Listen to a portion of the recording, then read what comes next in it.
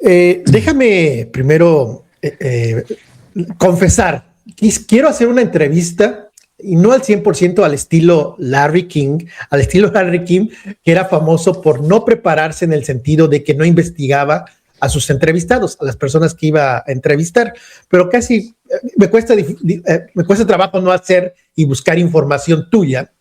Encontré que tienes unos orígenes humildes. ¿Podrías platicar brevemente sobre tus orígenes? Leí que eran humildes, de una familia típica mexicana. Tu papá, si no me mal recuerdo, híjole, se me olvidó, tu mamá ama de casa y tu papá trabajador de la construcción. No, mi papá era cantinero. Cantinero, sí, perdón. Y mi mamá limpiaba casas. Entonces, y mi familia era originaria, la de mi mamá era originaria de Chilapa, de Guerrero. Ahí me viene mucha sangre indígena y pues ya me hice el test del ADN y tengo mucha sangre indígena, 56% de sangre indígena, y lo demás pues hay mezclada como todos los mexicanos de España, del sur de España, del norte de España, de Italia, de África, negra, todos, hasta del Himalaya me salió. Bueno, pero bueno, finalmente pues soy mexicano y herrerense por parte de mi mamá. Y mi mamá se vino aquí porque en esas épocas a mi abuela, que casóse de 13 años, la querían casar con el hermano de mi abuelo cuando mi abuelo murió. Ella tenía como 25 años y dijo, yo me zafo de aquí, y se fugó caminando con mi mamá y sus hermanos, que eran 4, y se vino a trabajar acá. Mi abuela era analfabeta. Y pues apenas pudieron terminar la primaria. Mi mamá ni terminó la primaria, entonces siempre trabajó limpiando casas. Y mi papá, pues más o menos también por el estilo, perdieron a sus papás. También él perdió a su papá muy joven, muy chiquito, como a los 9 años, y pues se tuvo que poner a trabajar. Entonces eso hizo que mis papás pues entendieran muy bien cuál es el costo de la vida y cuál es el costo del trabajo. Y fue la herencia mejor que me dejaron, el poder trabajar sin pretensiones más que de sobrevivir y de llevar una vida digna, y sobre todo de compartir lo que tienes con los demás. Mi papá era muy así. Mi mamá decía que era manirrota, y yo creo que no, mi papá era muy generoso. Y yo creo que la generosidad te da en esta vida un aliciente enorme para poder, no nada más vanagloriarte de eso, sino para poder de veras repartir bien la riqueza que en un momento dado haces, ¿no? Entonces, cuando mi papá trabajaba como cantinero, pues obviamente ganaba más con cierto tiempo de trabajar en una cantina en la montaña, que está aquí en el centro de la Ciudad de México. Le pagaban sus buenas propinas y con eso ayudaba mucho a sus hermanos, a mi abuela, o sea, a su suegra, y mi papá siempre fue muy generoso. Yo creo que cuando tienes dinero, lo peor que puedes hacer, como hacen la mayoría de los ricos, es guardártelo para ti mismo. Tienes que compartirlo, porque si no se te hace enfermedad. Es un cáncer el pinche dinero. Es un cáncer. ¿Dices que la cantina todavía existe? Sí, creo que está en Palma, en el centro de la Ciudad de México. ¿Has regresado? ¿Has ido? No, nunca he ido. Bueno, he pasado por ahí, pero no he entrado. Yo, pues como cuando mi papá trabajaba y cuando lo corrieron de ahí en 1970, pues tenía yo 6 años, 7 años acababa de cumplir, pues nunca me llevó. Obviamente no podían entrar menores. Y ya después nunca me dio ni curiosidad. Ya después pasaron muchos años, ¿no? Y ya ni me dio curiosidad por buscar ni al dueño ni a nadie, porque pues ya ahora sí que, como dicen los viejitos, pues ya todos murieron, mijito. Lamentablemente. ¿Era en tu hogar común escuchar música? ¿Cómo nace el amor por la música? ¿Cómo es que llegas a la música? ¿Era una familia que le gustaba tener la música todo el día? ¿Cómo se da? Mira, mis papás pues nacieron en los 20. Mi papá ahorita tendría 104 años ya, y ya cumplí 104, y mi mamá 103 este año. Era gente que les gustó, que crecieron más bien con la música romántica de Agustín Lara, los tríos, mi mamá y mi papá les gustan mucho los Tres Haces, los Tres Diamantes, los Panchos, qué sé yo, ¿no? Y la música popular en México en ese entonces era muy buena, era de gran valía, de gran valor cultural, y sobre todo de gran valor musical, en la hechura, en la manufactura musical de esas épocas. Y todavía no se perdía el pundonor y la decencia Me veo muy mamón, pero así es. Cuando Televisa empieza a corromper y a chatarrizar toda la música popular, cuando se hacen los grupos de los hijos de, ¿no? Que no todos son destalentados, ¿eh? Porque una gente como Ben Ibarra, que es hijo de Lisa, no le vas a negar su gran talento, yo lo admiro mucho, pero la mayoría de la gente no tenía mucho talento, dijéramos, ¿no? Y como eran hijos de, pues tenían que figurar, ¿no? Y se hicieron estos grupos que en un momento dado empezaron a decaer más. Aparte también los corridos empezaron a volver más chatarra, más basura, los narcocorridos después en los años 90, ya en primera parte del milenio. ¿Y qué te puedo decir? Pero mis papás no crecieron con eso, por fortuna. Mis papás oían buena música de esa y a veces mi papá le regalaban discos de música clásica que pues casi nunca oía nadie. Mi primer contacto con la música en realidad llegó a la de mi mamá. Fíjate, nos contaba cuando trabajaba ella con un matrimonio, austriaco. Ellos tenían un piano y le estaban empezando a tocar el piano y me decía ella que ella tenía mucha facilidad para el piano y le gustaba, pero obviamente nunca pudo realizar estudios ni nada. Ella quería ser enfermera o médico, pero pues nunca pudo. Pero finalmente yo llegué, mi primer contacto con la música fue en la secundaria, el primer año de secundaria, y fue ahí con la flauta dulce, con la flauta de pico, la flauta que Hitler instituye como instrumento escolar en las primarias de la Alemania nazi.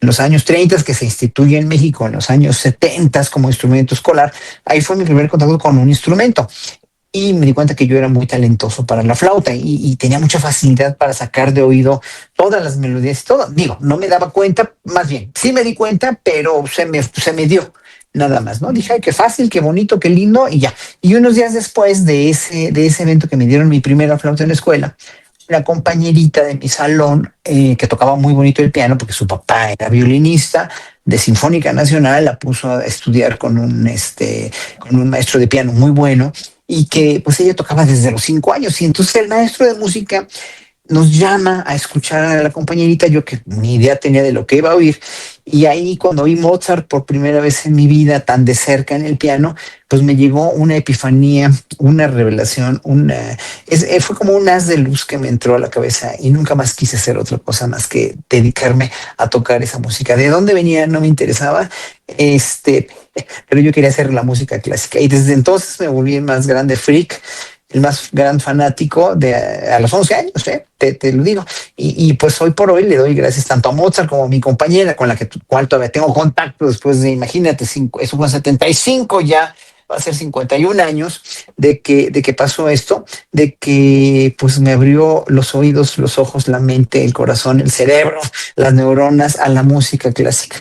Y es ahí donde tuve mucha fortuna, fíjate, mucha fortuna, porque a esa edad descubrí primero cuáles eran mis talentos y segundo, qué es lo que me apasiona, qué me fascina. Cuando tú encuentras esas dos cosas, no es otra cosa transliterado allá al lenguaje técnico, tecnocrático, si tú lo quieres, se llama orientación vocacional. Es ahí donde descubres primero para qué sirves, luego qué te gusta y luego pues a darle muchísimo trabajo. Entonces, a trabajar y trabajar y trabajar. Eso obviamente un niño de 11 años no tiene mucha idea de cuánto tienes que trabajar para poder destacar, pero sí, o sea, la música es un arte de acondicionamiento físico. Entonces yo lo asimilo así todos los días y lo sé y lo entiendo y todos los días estudio y es mi primera devoción en la vida levantarme muy temprano, como a las 5 de la mañana, a estudiar mi flauta porque soy como un atleta de alto rendimiento para mi instrumento, ¿no? O sea, digo, si me quiero quedar soplando hasta los 80, pues tengo que seguir soplándole diario a la flauta, porque si no, se te va el avión, ¿eh? Es igual que en los futbolistas o en los bailarines de ballet, o mira, o sea, ellos son mucho más desafortunados que nosotros, porque yo puedo todavía, a mis 62 años, puedo tocar conciertos muy pesados y muy difíciles y estoy en perfectas condiciones físicas para poder tocar. Hace un pianista también, hace los 80 años, pues tocar conciertos y ser un muy buen director o un buen violinista, ¿no? Si no tienes problemas de salud o no tienes cuestiones que te afecten el tocar, ¿no? Pero un bailarín Fíjate nada más, Julio, qué ingrato. La danza clásica a los 40 años ya estás pelas. Un futbolista a los 35, 40 ya estás pelas. Ya tienes que volverte entrenador o coreógrafo, ¿no? Como bailarino, como deportista, pues un gimnasta olímpico también, ¿no? Entonces yo soy muy afortunado de tener la música. Digo, también me he dedicado a la docencia y también con la cuestión del poco apoyo que hubo en el sexenio de López Obrador para la música clásica, que bendito sea López Obrador, que apoyó a las comunidades indígenas y a las culturas comunitarias, pero pues a nosotros nos dejó con una mano adelante y otra atrás. Y muchos se quejaron y lo odiaron y todo, pero yo mientras más lo conozco, más lo admiro. ¿Cómo cuando estabas en la secundaria, en el primer año de la secundaria, descubriste el amor por la flauta? ¿Cómo es tu transición a ser un artista profesional? ¿Atiendes una preparatoria, luego vas a la universidad? ¿Cómo se da ese? No hice preparatoria. Mira, yo al tercer año de secundaria me metí escondida porque mis papás no me querían dejar estudiar música. Porque para ellos y para su cultura, pues mi papá no terminó la primaria y mi mamá tampoco. Entonces, para ellos, aunque les gustaría la música o conocían, mira, Diego Rivera quería pintar a mi mamá. Mi mamá trabajaba como camarera recamarera en un hotel, en el Hotel del Prado, me parece que era donde Diego Rivera tenía una leonera, ¿no? Y entonces ella veía que llevaba pues, muchachas ahí, ¿no? Y de repente la quería pintar. Eso fue como por 38. Mi mamá tenía 15 años, ¿no? En el año de 38 o 39 la quería pintar y mi mamá se negó. Pero sabía quién era Diego Rivera, le gustaba, o sea, sabía, tuvo contacto con gente, conocía a Rubén y a Gustavo Rojo, los actores, ¿no? Todavía cuando trabajaba allí. Pero pues ella era una trabajadora nada más, ¿no? Además pues, se casó muy joven y empezó a tener hijos y ya pues obviamente se olvidó de cualquier contacto con algo que pudiera tener más que con sus hijos, porque fue una madre muy devota y muy dedicada. Pero y mi papá también, mi papá veía en la cantina que muchos músicos iban allá a chupar, porque a los músicos siempre les ha gustado mucho tomar alcohol. Qué bueno que yo soy alérgico al alcohol porque no tomo nada. Pero mi papá tenía estigmatizado también a los artistas como a los músicos, ¿no? Como borrachines, pues, ¿no? O sea, son mis clientes, pero pues toman mucho. Y yo no quiero que mi hijo, pues, sea así. Y entonces, cuando les dije que quería ser músico, pues pegaron el grito en el cielo, fueron total y absolutamente categóricos a decir, no queremos que estudies música. Y pues yo me las tuve que ver por mi cuenta, ¿no? Entonces, al tercer año de secundaria, entré al conservatorio, ya había ido yo, me fui una vez de pinta al conservatorio que estaba en Mazarik y Periférico, ahí que está todavía, ¿no? Que me acabo de jubilar de ahí también, ya como maestro, pero fui al conservatorio a ver qué rollo, ¿no? Y pues me quise inscribir ahí, y al tercer año me inscribí a escondidas de mis papás, y ya me inscribí al conservatorio y fue ahí donde me empecé a buscar mi educación musical formal. Sin embargo, cuando paso de tercero a primero de prepa, ¿no? Que quería estudiar la prepa, pues me toca en la UNAM, en la prepa 5 en la noche, que estaba yo vivía en Portales, el conservatorio en Mazarik, y luego la prepa en Villa Coapa, pues era de locos, pues, ¿no? Entonces, traté de hacer la prepa por otro lado, en el Colegio de Bachilleres Iztacalco estuve un semestre, pero iba yo a tronar, porque yo en el conservatorio estaba súper metido, y pues finalmente no hice la prepa, pero pues en aquella época, Julio, a principios de los 80s, toda la burocracia institucional, aunque sí había mucha, era menor, y como no había estos registros por computadora ni nada, todo era pues papel, ¿no? Papel y papel. Yo hice un examen de admisión al Conservatorio de Ámsterdam, donde sabía que estaba la mejor escuela del mundo en ese entonces, y me aceptaron, ¿no? En el año de 81. Y como yo ya era maestro, yo fui muy precoz, porque a los 16 años empecé a dar clase en el conservatorio de flauta, ¿no? Porque no era un instrumento escolar en la SEP todavía, pero es un instrumento que tuvo su auge en la época barroca, en el Renacimiento, y no había nadie, no había maestros de flauta ahí. Entonces yo fui el primer maestro nombrado por el director en el conservatorio y en la superior de música. Y tuve la fortuna de poder trabajar un año allí, hasta que como no me pagaban durante un año, porque pues la burocracia sí era mucha para pagarte, de repente pues me llegó mi chequezote así de las dos escuelas, trabajando todo el año escolar, y luego me gané un premio en Enciclopedia Británica, ¿no? Por un artículo que había yo escrito. y pues me fue muy bien porque me fui con mi propia beca que yo me conseguí, que yo trabajé y para la cual yo luché por el artículo y por mi trabajo como maestro, y nadie me dio un centavo ni me ayudó en nada. Entonces, pues estaba yo muy chavito, fíjate, tenía yo 17 años, pero pues a los 17 años te quieres comer el mundo, ¿no? Y ahora todavía, en un momento dado, pues quiero seguir haciendo muchas cosas, pero ya lo veo con más reticencia y con más cuidado para no quemar energías donde no debes. ¿Qué tiempo estuviste en Holanda, en los Países Bajos? Mira, fíjate, ahí va la burocracia. Yo salí de aquí con mis materias, todas las materias, la tira de materias del conservatorio, que me aceptaron allá, fíjate lo que son las cosas, que me aceptaron allá porque tenía muy buenas calificaciones y muchas materias, porque había yo día y noche estaba en el conservatorio, ¿no?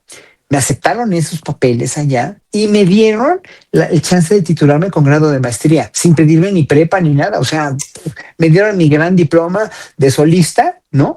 Y además me saqué muy buena calificación, cum laude se llama eso, con honores, y ya me dieron mi título que es homologado a una maestría, pero yo no hice ni prepa, ni universidad, ni nada. La universidad fue el conservatorio, allá en realidad fue en la mejor escuela del mundo que existía en ese entonces sobre la faz de la tierra, donde éramos pues, muchos estudiantes, digo no muchos, pero sí habíamos de todo el mundo, había desde japoneses, sudafricanos, daneses, yo el latinoamericano, el mexicano, un argentino que se recibió un año antes de que yo entrara, y en fin, había así gente de todo el mundo, Estados Unidos, muchos europeos, alemanes, franceses, italianos, etcétera. Entonces, pues fui a dar a la mejor escuela del mundo y ahí me recibí con ese título que finalmente, pues, título es título y nada más vieron mi tira de materias y me dijeron, ay, no, claro que te puedes recibir con este grado de maestría. Pues órale, ¿a quién le da pan que llore, no? Eh, hablabas que encontraste muy joven tu vocación, lo cual no es muy común, es muy raro. Si hay alguien que nos está viendo que tiene 15, 16, 17, 18 años, ¿qué le recomendarías a un joven? Porque a veces terminas la prepa y luego tienes que decidir por qué estudiar, ¿no? Que realmente es una edad muy temprana para decidir qué quieres hacer el resto de tu vida. ¿Qué le recomendarías a un joven para que descubra su talento, su vocación? Que se dé cuenta primero cuáles son sus capacidades, sus potenciales, llámalo como quieras, capacidades genéticas, dotes genéticas, talento, lo que Dios te dio o lo que quieras llamar, ¿no? ¿Para qué sirves? Pues, y qué te fascina y qué te gusta, o sea, cuáles son tus preferencias, ¿no? Para deportes, artes, ciencias, qué es lo que más te fascina y te llama la atención y que sirvas para eso. Esas son dos cosas fundamentales. Y cuando las encuentras, cásate con esa profesión, cásate con esa vocación y después trabájale mucho, porque el mundo está muy competido y más aún en un país como México, donde pues sigue habiendo una dinastía, una sociedad de castas, si no nos hagamos tontos. Todavía sigue habiendo una sociedad, menos que antes, obviamente, desde la cuarta transformación, pero sigue habiendo, aparte de todo, no nada más nepotismo, sino mucho amiguismo y mucha cuestión de te doy el puesto porque eres mi amigo, pues, ¿no? No me importa si sirves o no, pero hay mucha deshonestidad y no es México, es en todo el mundo, se llama condición humana, punto. Es normal, dijéramos, pero pues en un momento dado para poder hacer bien un puesto, hacer un buen puesto de banquero o de violinista o de actor, pues si no te sale aquí la memoria, pues vas a ser un fracasado, pues, ¿no? Y si no te sale administrar un país como Donald Trump, por muy banquero que sea, por muy empresario que sea, pero es un imbécil, es un grandísimo estúpido imbécil, además mala persona y además sin preparación política y sin preparación de nada, más que no tiene preparación en nada, o sea, en nada. Entonces, pues vas a ser un fracasado como presidente y ya lo es, ¿no? Entonces, obviamente, tu éxito en la vida no es nada más el encontrar tu vocación y el trabajar mucho. Eso sí te da, en cierto sentido, te garantiza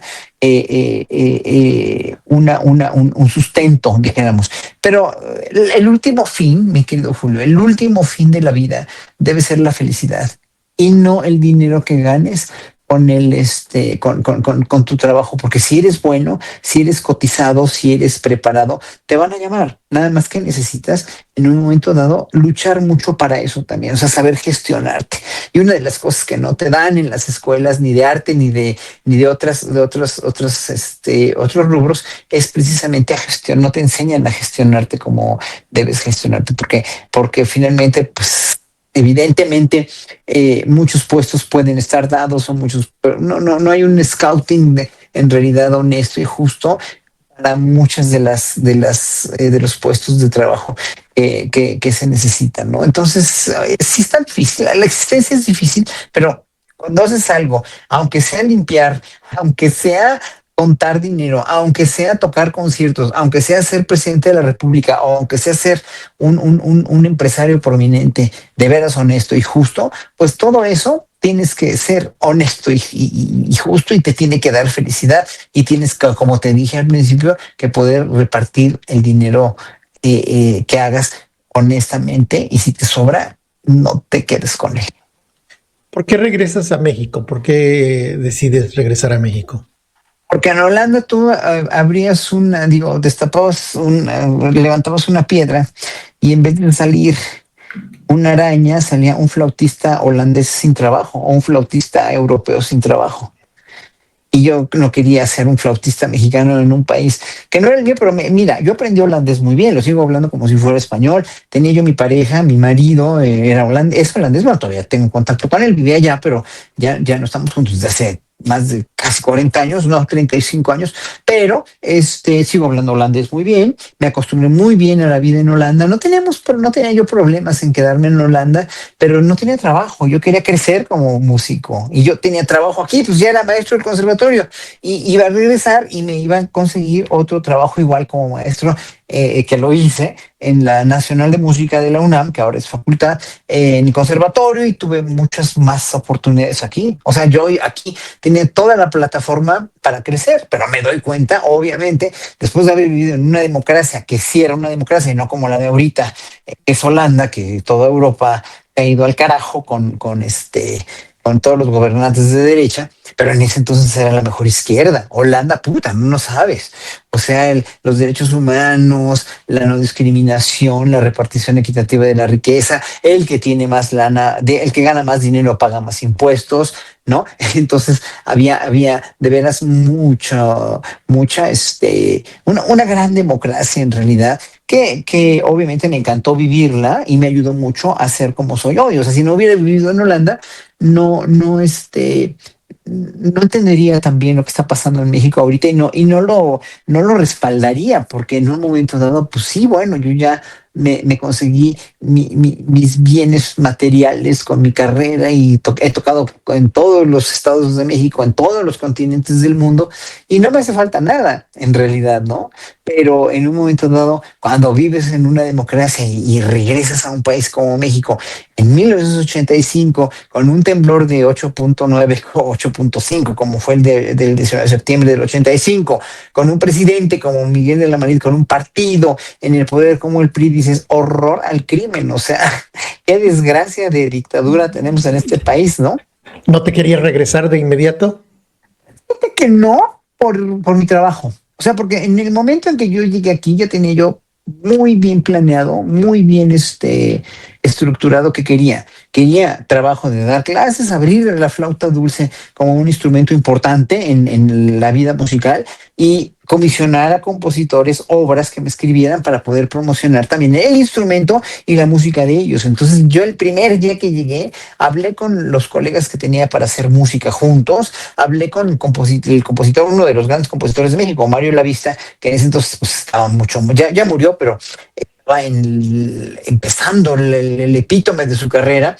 Y fue maravilloso que accedió a componerme una obra misma que estrené año y medio después de que llegué a México y que fue un éxito, y gracias a eso, pues un montón de compositores me han escrito música para la flauta, no para mí, para la flauta en realidad, dedicadas a mí, pero para la flauta. Entonces, ¿qué te puedo decir? O sea, eso no lo hubiera podido hacer en Holanda ni volviendo a nacer, o sea, ni siendo holandés, porque había muchos flautistas, yo aquí era el único y pude abrirme una cancha haciendo alumnos también, preparándome, dando conciertos, promocionándome. Allá hubiera sido más que difícil, o sea, hubiera tenido después de 10 años lo que hubiera querido aquí, después de un año o menos, ya tenía obras comisionadas y todo, y pues tenía un montón de conciertos, ¿no? Entonces sí fue como muy, supe lo que aquí, o sea, sabía lo que quería y no podía yo dar marcha atrás. Por mucho que me gustara y que quisiera yo a mi familia política en ese entonces y todo, pues yo me traje a